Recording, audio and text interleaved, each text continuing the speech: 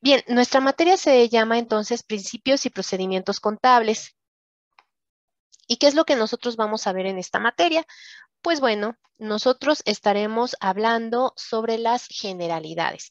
Estas generalidades, em, ay, perdón, nuevamente, ahí está. Ok, vamos a estar hablando de las generalidades, abordando ahora sí que en orden estricto, lo que ustedes tienen dentro de su guía, que pues bueno, yo supongo que ya la han estado revisando. Su primera unidad precisamente se denomina generalidades de la contabilidad. Aquí hablaremos de los antecedentes históricos, daremos una definición de la contabilidad, por ejemplo, como lo estamos viendo en este momento, en este slide que tenemos aquí, hablando pues breve o rápidamente de esta parte histórica, pues aquí les estoy presentando esta línea de tiempo que para mí, pues bueno, es algo representativa. De hecho, la contabilidad, pues nace con la propia existencia prácticamente del ser humano, ¿no? De todas esas necesidades que se tenían de poder llevar un registro de todas las operaciones que se estaban realizando. Anteriormente, como ustedes saben, pues los pueblos más antiguos trabajaban por medio de lo que era el trueque. Pero bueno, pues más adelante tuvieron que haber existido otro tipo de operaciones, pues para poder llevar un mejor control de toda esa parte. ¿Y esto a qué se debió, perdón? Bueno, pues a esas necesidades humanas que han ido modificando o han ido evolucionando, vamos a llamarlo así, en cada una de las épocas, en todas las naciones. No es lo mismo, repito, como era esa parte del trueque en donde a lo mejor pues yo tenía ganado y yo cambiaba mi ganado por semillas, pero pues después me di cuenta de que yo estaba dando más ganado que semillas, ¿no? O viceversa, obviamente pues el ganado es mucho más que las semillas. Entonces, al verse todo ese tipo de cuestiones, pues empezaron a hacerse registros, empezaron a hacerse ciertas movimientos en donde ya se llevaba un control. Nosotros tenemos aquí el nombre de un personaje muy importante para la contabilidad, como lo fue este señor Fray Luca Pacioli, que, bueno, pues él era un fraile que fue estudioso matemático y fue el que creó precisamente esta parte de la partida doble, que de hecho hasta el día de hoy todavía sigue vigente esta cuestión de poder hablar de la partida doble en donde hablamos del cargo y del abono y pues bueno, fue gracias a él, pues precisamente, ¿no? Entonces, bueno, después de esto, les puedo decir que, por ejemplo, en la antigüedad hay antes de este personaje, tenemos lo que eran los jeroglíficos, ¿no? Donde están esos antecedentes, pues, de que se llevaban cuentas, de que se llevaban registros. Estaban las tablillas de barro, la escritura cuneiforme, ajá, hay sistemas también de medidas, pues se utilizaba también el papiro, la moneda, ¿de acuerdo? Tenemos también aquí, bueno, les estoy escribiendo o les anoté aquí un personaje, les digo, para mí esta es mi línea de tiempo. En su producto número uno les piden una línea del tiempo, pero bueno, será quizás más detallada. Yo les estoy comentando de manera muy breve lo que yo recuerdo, ¿no? También, bueno, ahorita vemos a este otro personaje, Fernando Díez Barroso, pero antes de ello me estoy acordando de la parte de la Edad Media. En la Edad Media, pues vino ese desarrollo precisamente del sistema numérico. Se utilizaba ya el ábaco, ¿no? En el Renacimiento, por ejemplo, ya vino este registro precisamente de la partida doble con él, con Fray Luca Pacioli, que comentábamos, bueno, con un personaje muy importante de la parte de la partida doble, y se inventó pues también la imprenta, ¿no? En la revolución industrial fue la validez oficial de la profesión contable y también surgió la industria y el mercantilismo. Aquí, por ejemplo, bueno, en esta parte de revolución industrial y también en México fue en la parte de la época contemporánea donde se da el reglamento contable, los reportes contables con mayor calidad. En este apartado precisamente es donde surge este señor Fernando Díaz Barroso. Fernando Díaz Barroso es el primer contador público titulado de nuestro país. Esto a colación de lo que les estaba comentando, por ejemplo, en la parte de la revolución industrial. Obviamente en Europa pues hay mucha más, hubo mucha más, pues fue como que más rápido, ¿no? Toda esa parte de la evolución, por supuesto, de todos estos registros y todas estas operaciones, pero bueno, pues aquí en México podemos considerarlo entre esa división que pudo ser entre revolución industrial y la época contemporánea, ¿vale? Ahora en el nuevo milenio, pues bueno, y viene la globalización de la economía. Vamos a ver una parte muy importante que no está en mi línea de tiempo, pero lo vamos a ver en el siguiente slide, que es precisamente las NIFs, las normas de información financiera, que llegan con esta evolución de esta globalización de la economía, con esta internacionalización de los mercados financieros, y que bueno, es muy importante, por supuesto, pues bueno, poderlo definir como tal. Entonces, este es mi línea de tiempo. Ustedes tendrán pues que hacer la de ustedes. Aquí yo estoy incluyendo también, por ejemplo, el concepto de contabilidad. La contabilidad está definida dentro de las NIFs como esa técnica que se va a utilizar para el registro de las operaciones que van a afectar de manera económica a una entidad y que producen sistemática y estructuradamente información financiera, ¿no? Eso es lo que es la contabilidad. Nosotros podemos remitirnos, perdón, dentro de su material también les dice que hagan ese vínculo de lo que es la parte fiscal o la parte legal y lo que es la contabilidad. La contabilidad se encuentra contemplada como una obligatoriedad, por supuesto, dentro del Código de Comercio de los artículos 33 al 38, y partiendo del 33 nos dan la definición de comerciante, en donde nos especifican que todos aquellos que realicen actos de comercio, bueno, tendrán la obligación o están obligados a llevar su contabilidad. Sí, esa sería como que la relación y el vínculo principal. También, pues está la parte del Código Fiscal de la Federación, en donde ya tenemos que presentar a la autoridad, por supuesto, todos aquellos que estemos obligados a hacerlo, pues la contabilidad en forma, ¿no? Y poderla facilitar a las autoridades correspondientes, así como la ley de ISR también existe esa parte de la obligatoriedad. Y bueno, por último, aquí en mi línea del tiempo, les puse estas tres cuentas, ¿no? Lo que es el activo, pasivo, el capital, en donde respetamos esta famosa ecuación contable. Perdón, que bueno, vamos a ver más adelante, pero pues se las pongo aquí rápidamente, que sería, por ejemplo, mi ecuación contable es el activo es igual al pasivo más el capital, ¿sale? Esa sería mi ecuación contable y pues la respeta precisamente esta ecuación contable la respeta el balance general, donde por un lado, del lado izquierdo tenemos al activo, del lado derecho tenemos al pasivo y al capital, cuya sumatoria me van a dar igual al activo, ¿vale? Entonces, bueno, con esto cerramos este primer slide. Vámonos al segundo slide. Bueno, y esto es referente a nuestra primera unidad, ¿no? En cuanto a la definición, contenido, la historia, por supuesto, de la contabilidad, su objetivo, ¿no? ¿Qué ha pasado con la contabilidad? ¿Qué está pasando? ¿Por qué? ¿Por qué están ocurriendo todas estas evoluciones y qué es lo que se espera de la contabilidad?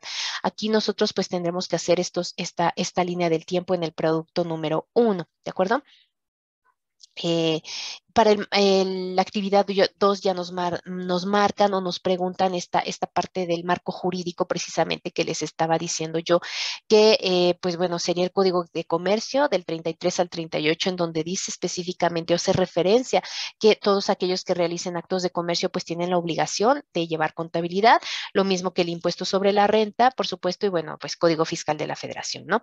No quisiera hacer ese vínculo con Constitución como lo marca precisamente su material, porque la Constitución política de los Estados Unidos mexicanos, pues bueno, sí nos dan esa pauta, ¿no? En el 31 fracción cuarta especifica que son obligaciones de los mexicanos contribuir al gasto público, pero ahí yo como que me inclino un poquito más, no sé ustedes, a la parte del tributo, ¿no? A la parte del impuesto, porque precisamente así nos lo está manejando, como que estamos obligados a contribuir al gasto público, así de la Federación, Estado, municipios, Distrito Federal, en que residan de la manera proporcional y equitativa en que dispongan las leyes. Entonces, en ese tenor, pues yo lo vinculo más con esa parte, pero bueno, también pudiéramos dejarlo como un antecedente, ¿no? De la parte legislativa de la contabilidad. Eh, ahora bien, también se nos solicita dentro del producto número 2 una síntesis del material bibliográfico compartido, que ya es la parte legislativa, ¿no? Por llamarlo así, donde estamos hablando nuevamente, les repito, del Código de Comercio del 33 al 38. Pueden incluir la Constitución Política, el 31 fracción cuarta, lo que es la ley de ISR en el título 2 y por supuesto el Código Fiscal de la Federación, ¿sí? Bien, después, dentro de esta parte también nos menciona esta primera unidad, lo que es nuestra clasificación. Estamos hablando ahorita en esta línea del tiempo anterior, lo que era mi activo, pasivo y capital. Me voy a regresar tantito. Activo, pasivo y capital, en donde precisamente, pues bueno, veremos que el activo, de una forma muy sencilla, no a lo mejor como nos lo dice Faini Mili, que Faini Mili nos dice que el activo está constituido por todas las cosas del valor que se posee, ¿no? Esa es la clasificación de Mili, perdón, es Myler, no Mili, Myler, Faini Myler. Eh, lo tienen en su material, por supuesto. Y podemos hacerlo de una forma más coloquial y para poder comprender mejor esta definición, que el activo va a ser todo aquello que posea la empresa. ¿Sí? Son todos aquellos bienes que posee la empresa y bueno, de una manera más sencilla lo podemos reconocer.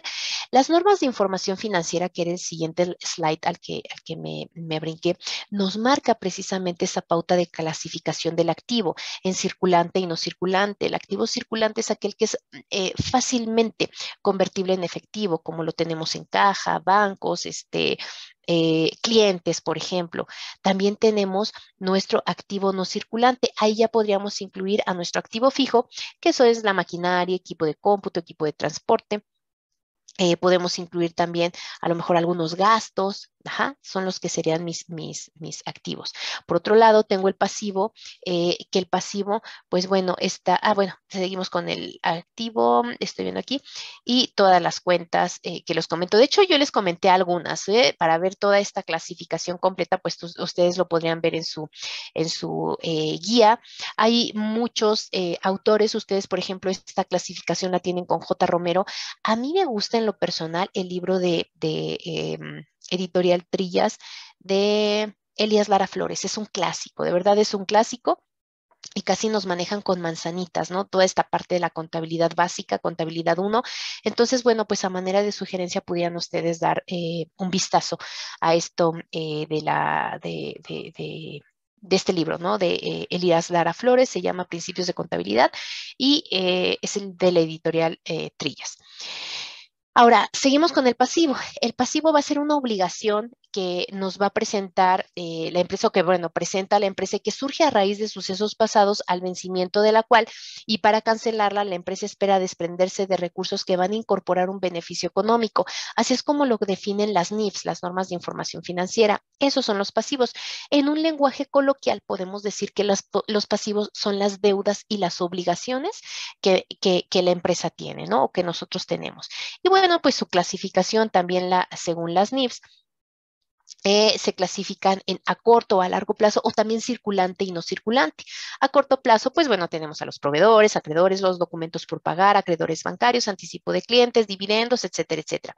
A largo plazo pudieran ser también un acreedor, pero por ejemplo bancario, los documentos por pagar a largo plazo, las obligaciones en circulación, las rentas cobradas por anticipado a largo plazo, etcétera. Y bueno, el capital. El capital, llegando a este concepto, bueno, pues el capital representa todos los recursos de los cuales está disponiendo la empresa para poder realizar sus fines. En un lenguaje también coloquial, les diría yo, bueno, eso es lo que establecen las NIFs. En un lenguaje coloquial, les diría que el capital, pues sería todo el patrimonio de la empresa, ¿no? Entonces, bueno, haciendo un resumen, activo es lo que tengo, pasivo es lo que debo, y el patrimonio es el patrimonio el capital, perdón, es el patrimonio de la empresa, ¿sí? Entonces, bueno, pues así lo podríamos conceptualizar, por ejemplo, ¿no? Y bueno, vamos a dar aquí un vistazo a este otro slide que les tengo aquí, en donde precisamente les estoy compartiendo la parte de las normas de información financiera. Y bueno, ¿qué van a hacer esas normas de información financiera? Pues estas normas de información financiera serán precisamente esas reglas conceptuales y particulares que van a regular la información contenida en los estados financieros y que son aceptadas de manera amplia y de manera generalizada. Estas normas de información financiera, pues bueno, llegaron a, pues a darle forma a esta parte de la contabilidad con la finalidad de poder pues homologar esta parte de los registros, esta parte de todas las operaciones que realizan precisamente las entidades o las empresas, ¿no? Es lo que se busca. Esto es ya parte de la segunda unidad, ¿no? Y dentro precisamente de estas normas de información financiera tenemos el marco conceptual. El marco conceptual es en donde se marcan los antecedentes o el preámbulo de la información financiera, que es la base de todas las empresas y la base también para integrar los estados financieros, que serían el resumen o las fotografías de la empresa. Eh, Dentro de estas normas, nosotros podemos encontrar los postulados de contabilidad, antes principios de contabilidad generalmente aceptados, hoy famosos postulados de contabilidad, como lo es la sustancia económica, la entidad económica, el negocio en marcha, devengación contable, asociación de costos y gastos con ingresos, la evaluación, la dualidad económica y la consistencia. Comentaré nada más algunos de ellos, ¿no? Por ejemplo, la sustancia económica, pues es aquella que es considerada dentro del marco conceptual de las normas internacionales de información financiera como una de las características cualitativas de la información financiera que está asociada con características de relevancia y no como una hipótesis básica. La entidad económica se refiere a esa unidad identificable que va a realizar actividades económicas, es decir, es la empresa, ¿no? Esa sería la entidad económica. Está constituida por combinaciones de recursos humanos, de recursos materiales y financieros. Bueno, es básicamente, les decía yo, la empresa. También tenemos el concepto o el otro postulado que sería el famoso negocio en marcha. Y negocio en marcha, pues bueno, se refiere a que la empresa o la entidad económica, pues bueno, va a continuar durante el transcurso del tiempo, ¿no? Es decir, tiene un horizonte de tiempo ilimitado. Ujú. Pues bueno, considera dos puntos de vista importantes, un postulado básico y la existencia permanente. La devengación contable, por otro lado, pues bueno, aquí los efectos derivados de todas las transacciones que lleva a cabo una entidad económica con otras entidades, de las transformaciones internas y de otros eventos que también la han afectado de manera económica, se deben de reconocer contablemente de manera total, o sea, en su totalidad, en el momento en el que están ocurriendo, independientemente de la fecha en que se consideren realizados para fines contables. Eso es la devengación contable, no es devengarían, ¿eh? Ahí está mal. Es la de vengación contable, ese es el concepto correcto. También, pues bueno, comentando rápidamente esta parte de asociación de costos y gastos con ingresos, este es fundamental porque aquí, pues bueno, los costos y los gastos de una organización se deben de identificar con el ingreso que está generando dentro del mismo periodo, independientemente de la fecha en el cual se estén realizando. Este postulado de asociación de costos y gastos con ingresos es el fundamento del reconocimiento de una partida del estado de resultados. ¿Por qué? Porque los ingresos, como ustedes saben, pues bueno, son importantísimos, son básicos dentro de toda la organización, son un punto medular y fundamental para la toma de decisiones. Y asociando estos ingresos, los costos y por supuesto los gastos, podemos nosotros determinar incluso un indicador financiero importantísimo para toma de decisiones, que es el margen de contribución. Si nosotros sabemos los ingresos y conocemos el costo y el gasto, bueno, podemos disminuir los costos o los gastos o incrementar los ingresos para poder tener una ganancia, ¿no? Una utilidad. Esa es la importancia de este postulado. El de evaluación, pues bueno, se refiere, perdón, a que toda la información se debe de cuantificar en términos monetarios, es decir, que, pues bueno, de las operaciones deben de tener un valor económico, y esto será en unidades monetarias, que será el valor económico que se le tengan que dar a algún producto o algún servicio que se esté eh, pues realizando, ¿no? Y bueno, dualidad económica se refiere pues a que la entidad, precisamente la entidad económica, la empresa va a estar constituida por todos los recursos de los que dispone para poder realizar sus fines y por todas las fuentes para poder obtener dichos recursos, ya sean de manera propia o de manera ajena, ¿no? Esa sería la dualidad y consistencia, pues ante la existencia de operaciones similares dentro de una organización, debe de corresponder el mismo tratamiento contable, el cual debe permanecer a través del tiempo, en tanto no cambie la esencia económica de las operaciones. Eso es la consistencia, ¿no? Por ejemplo, se me viene a la mente algo muy básico, la parte de los presupuestos. Si yo estoy realizando un presupuesto base cero y después quiero aplicar un presupuesto histórico, pues bueno, tengo que esperar por lo menos a que termine el periodo o el año para ya después poder realizar el otro tipo de presupuesto, ¿no? Lo mismo pasa con los costos, con los gastos. Si yo estoy registrando de una manera, pues bueno, tengo que irme a esa parte, a las depreciaciones, con los porcentajes de depreciación que, bueno, ya verán más adelante, pero esa es la consistencia, que si yo estoy realizando un registro o una operación de un modo determinado, bueno, tengo que esperarme hasta que termine por lo menos el año fiscal para poderle dar un giro y para poderle dar un cambio a las operaciones que yo estoy realizando, ¿vale?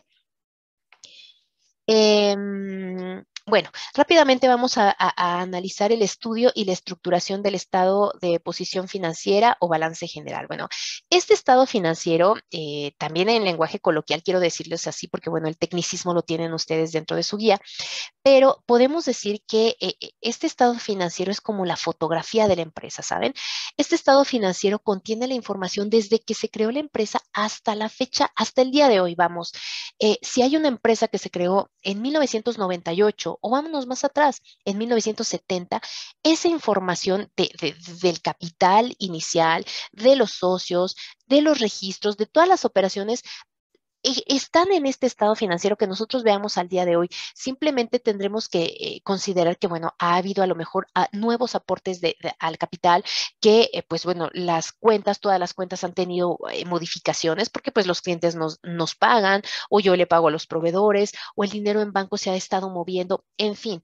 Pero lo interesante de este estado financiero precisamente es eso, ¿no?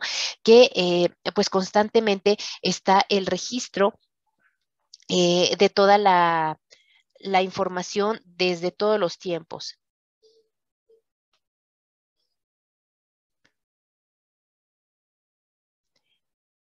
Perdón, estaba aquí registrando. Em,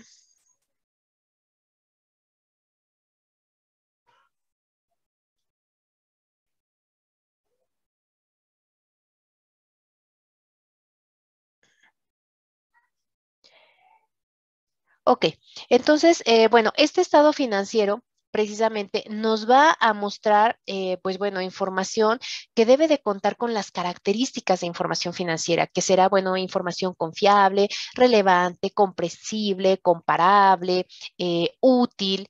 Y este estado financiero, pues bueno, va a tener un resumen de toda la información que emana, de toda la información financiera, vamos a llamarla así, que emana de la contabilidad y que va a ser de forma cuantitativa, expresada en unidades monetarias, va a ser descriptiva y nos va a mostrar la posición y el desempeño financiero de una empresa en un periodo de tiempo determinado, ¿de acuerdo? Entonces, pues bueno. Eso es lo que básicamente haría nuestro estado de posición financiera o balance general. Estado de situación financiera también se conoce así. Y bueno, les voy a hablar un poquito de su estructura. Esta parte que tenemos aquí de verdecito lo conocemos como lo que es el encabezado. En el encabezado va a ir el título de la empresa o el nombre de la empresa, el título de que se trata propiamente de un balance general o en un estado de posición financiera y la fecha a la que corresponde. Tendrá un cuerpo. En el cuerpo se respeta la siguiente estructura. Este estado que yo les estoy presentando aquí es un estado financiero que se denomina en forma de cuenta. También hay uno en forma de reporte. En forma de cuenta va del lado izquierdo el activo, del lado derecho el pasivo y el capital. El activo, por ejemplo, pues bueno, está estructurado de esta manera. Regularmente nosotros queremos que nuestra información financiera pues se vea bonita y aparte de que se vea bonita, más como mujeres, pues bueno, lo que queremos es saberle interpretar. Hoy en día, pues esto ya no lo hacemos a mano, ya no hacemos esta talacha, ya no se hace en Excel, ya no se hace a mano, no, no, no. Nosotros tenemos ya nuestros softwares contables como a lo mejor un RP que puede ser un SAP o podemos utilizar un COI, ay, ¿cómo se llama este? Contapack, el Contaplus, cualquier paquete que ustedes gusten y mandes, pues bueno, lo podemos utilizar para realizar nuestros registros y automáticamente ya tendríamos los estados financieros. Esta estructura es la más común, repito, del lado izquierdo, el activo, del lado derecho, pasivo y capital, con mis cuentas saldadas. Quiere decir que el activo va a ser igual a la suma de pasivo y capital. Regularmente dejo unas sangrías, dejo los espacios, utilizo las líneas que significan sumatoria, enfrente el total o la suma de lo que es el activo circulante, lo voy a poner aquí enfrentito. También a la primera cifra se le anota el signo de pesos, ya no se le anota todas las demás. Regularmente tampoco utilizamos los decimales, porque bueno, pues imagínense cifras con decimales, pues bueno, a lo mejor redondeamos las cifras, o cuando estamos hablando de miles y millones de pesos, también anotamos dentro del encabezado que se trata de cifras en miles de pesos, ¿no? En millones de pesos, para no poner tanto cero que luego a veces, pues bueno, es algo complejo estar lidiando con todo ello, ¿no? Entonces, eso es lo que compone el cuerpo. Y por último vendrá el pie. En el pie vendrá el nombre del contador que lo realizó, el nombre del contador, nombre y firma también del contador que lo autorizó y pues quien, bueno, no necesariamente el contador, ¿no? El representante legal y entonces es firma de quien elaboró, de quien autorizó y de quien revisó, ¿sale? Elaboró, revisó y autorizó. El que autorizó regularmente va a ser el representante legal y elaboró y revisó, pues bueno, los contadores, ya sea el contador que lo esté elaborando y pues el auditor que lo ha revisado, ¿vale? Bueno, ay, perdón. También tenemos el estado de resultados. El estado de resultados, pues, es un estado financiero también muy, muy importante. En este estado de resultados, pues bueno, nosotros vamos a conocer precisamente la utilidad o la pérdida pues de mi empresa. Este estado de resultados, pues bueno, va a ser un estado financiero que nos va a mostrar la eficiencia o la efectividad operativa neta de la empresa. ¿Por qué? Porque, bueno, podremos realizar análisis de los ingresos, como lo podemos ver aquí, que, bueno, aquí dice ventas, pero son nuestros ingresos. Todo es a través de una fórmula, ¿eh? Las ventas, quitándole el costo de ventas y mis gastos. Recuerden ustedes, y yo se los decía hace un momento, que si nosotros determinamos lo que es nuestras ventas o conocemos mis ventas, mis costos y mis gastos, pues bueno, yo voy a obtener aquí una utilidad, ¿no? O quizás una pérdida. Pero si yo desde acá arribita, desde mi utilidad bruta, tengo una pérdida, híjole, debo de tomar decisiones inmediatas para poder hacer algún cambio, alguna modificación, porque todo lo que me falta a mí aplicar son mis gastos operativos y mis gastos financieros y sobre todo mis impuestos. Entonces, si yo tengo una pérdida desde quitarle mis costos de ventas a mis ventas, algo está fallando aquí dentro de mi empresa. Sí, eso es muy, muy importante. Este estado financiero, pues bueno, también estará integrado o estructurado con lo que es su encabezado, su cuerpo y su pie. Su encabezado será el título propiamente, perdón, de que se trata de un estado de resultados. Puede ir el nombre de la empresa, las cifras expresadas en miles de pesos, en lo que es el cuerpo, pues bueno, ya vendría las cuentas, que básicamente es una fórmula, simplemente hay que respetar esa fórmula y anotar todas mis cifras en su lugar para sumar y restar y pues bueno, llegar al resultado final, ¿no? Que sería una utilidad neta, es como se le conoce. Y al final también vendría la firma del que lo elaboró, lo revisó y lo autorizó, ¿sí? Este sería nuestro estado de resultados. Hay otros dos estados financieros que también están nada más comentados dentro de su material y si quisiera abordarlos de una manera muy, muy, muy rápida para que ustedes también los conozcan, ¿no? Que es el estado de flujos de efectivo.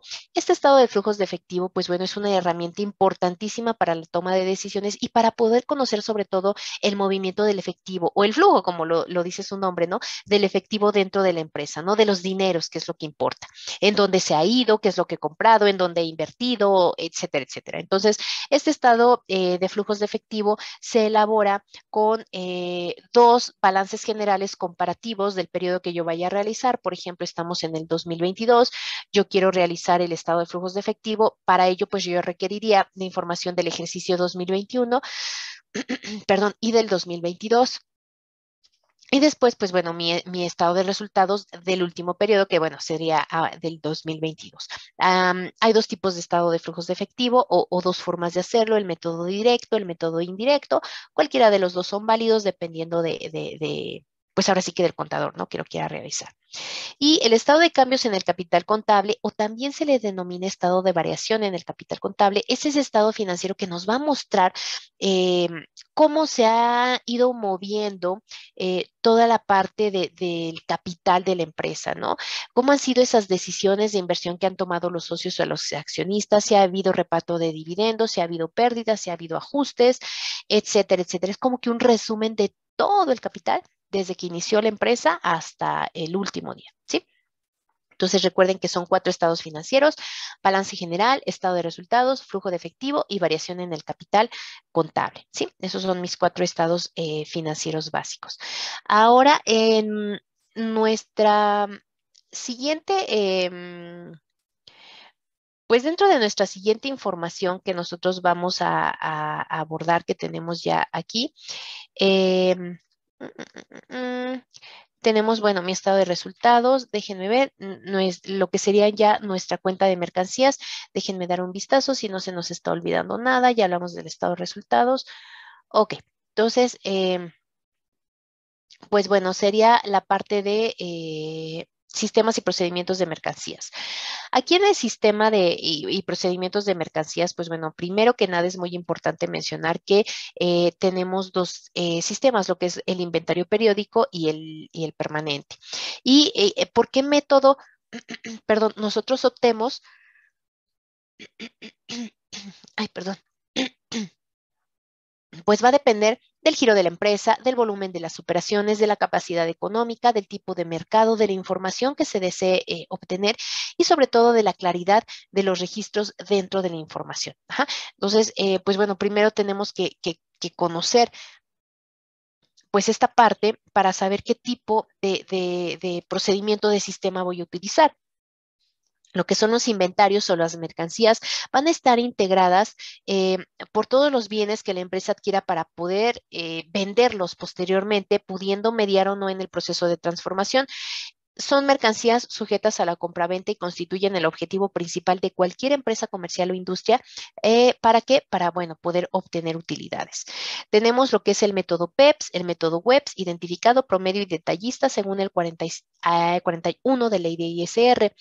El método WEBS es importante, bueno, todavía lo tenemos aquí, pero es muy importante que ustedes sepan que el método WEBS ya no se utiliza en nuestro país, ya quedó obsoleto por obvias razones, ya lo verán ustedes más adelante en la materia de costos, pero el método webs, que es últimas entradas, primeras salidas, como su nombre lo dice, es en donde tomábamos como salida o como registro el último precio del último producto ingresado dentro del almacén, lo cual, pues bueno, no era muy correcto porque nuestros inventarios quedaban muy bajos.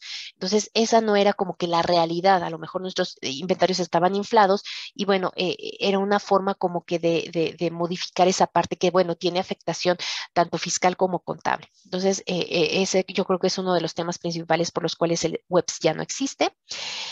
Continuando con esta parte de los sistemas y procedimientos de mercancías, tenemos lo que es el método, el sistema analítico o el pormenorizado, se le llama así, este sistema analítico o pormenorizado, el sistema de inventarios perpetuos y el sistema de mercancías globales. Por ejemplo, todas estas cuentas que tenemos aquí, estas 11 cuentas que son las ventas, devoluciones sobre venta, rebajas sobre venta, descuentos sobre venta, inventario inicial, compras, gastos de compra, devoluciones sobre compra, rebajas sobre compras, descuentos sobre compra e inventario final. Todas estas cuentas son las que intervienen dentro de esta cuenta de mercancías precisamente. Y por ejemplo, si nosotros hablamos del registro en el sistema analítico pormenorizado, pues bueno, vamos a abrir todas estas cuentas para poder realizar los registros de las operaciones de la cuenta de mercancías.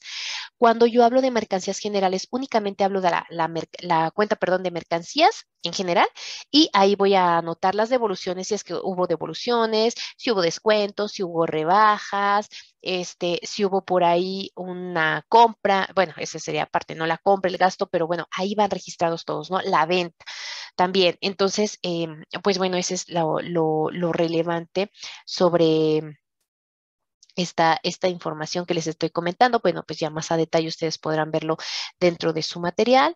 Y pues nada, yo creo que con esto concluimos. No es cierto, perdón, me falta la parte de la hoja de trabajo. También es muy importante comentarles que la realidad, pues ya no se trabaja esta hoja de trabajo, ya también, pues gracias a estos softwares, pues todo lo hace el sistema. Entonces basta con que nosotros registremos de manera correcta nuestros cargos, nuestros abonos y nuestras cuentas correspondientes para que automáticamente pues sí, a lo mejor se elabore, se registre esta hoja de trabajo en donde, pues bueno, más que nada es una balanza de comprobación.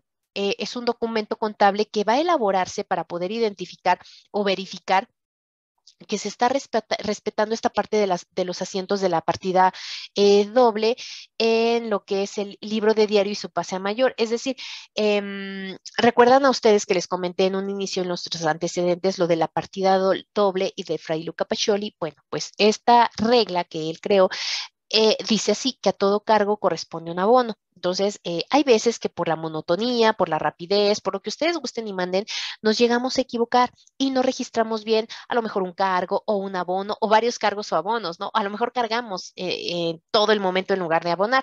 Bueno, cuando nosotros utilizamos esta hoja de trabajo, pues podemos darnos cuenta de nuestros errores y poderlas modificar. Entonces, pues les decía yo que esto pues antes se hacía a mano, hoy en día pues ya no, ya utilizamos nuestros softwares contables y se puede realizar de manera automatizada. Todas las cuentas se van a pasar a esta famosa hoja de trabajo, que bueno, en su material todavía tienen ahí la estructura, que llevará el nombre de la entidad, que se trataba de una balanza de comprobación, el número de catálogo de cuentas, el número de rubro, etcétera, sumas iguales. Pero pues bueno, ya esto, pues bueno, se realiza ya de manera directa, ¿ok? Entonces, pues bueno, esta es mi conclusión. Es como que el preámbulo es, como ustedes pueden darse cuenta, pues bueno, es una materia muy interesante. Muy interesante. Nosotros ya más adelante en otras materias propiamente de contabilidad, pues vamos a aprender los registros, vamos a ver todas las cuentas. Ahorita estamos en toda la parte teórica, como para introducirnos a la información, conocer de qué se carga, de qué se abona cada una de las cuentas, o identificar nuestros estados financieros básicos para ya después poderlos elaborar nosotros mismos, ¿vale? Pues bueno, espero que puedan ver ustedes esta grabación de esta información que preparé para ustedes y que pues sobre todo les sea de utilidad. Yo les agradezco mucho. Tristemente, pues bueno, no tuve quórum, pero sí todas las ganas de poderles explicar y exponer toda esta información enriquecedora. Mi nombre, se los reitero, mi nombre es Yonoen Gómez Paredes. Yo estaré pendiente de ustedes para cualquier duda, para cualquier pregunta y pues bueno, para revisar de manera oportuna y aclarar en su momento. Estamos apenas en la segunda semana, pues todavía tenemos por ahí algunas semanas más para concluir nuestra materia y pues a echarle todas las ganas del mundo y pues bueno, nada, me despido muchísimo, muchas gracias y que tengan una maravillosa tarde. Mucho éxito en su bimestre, perdón, en su materia.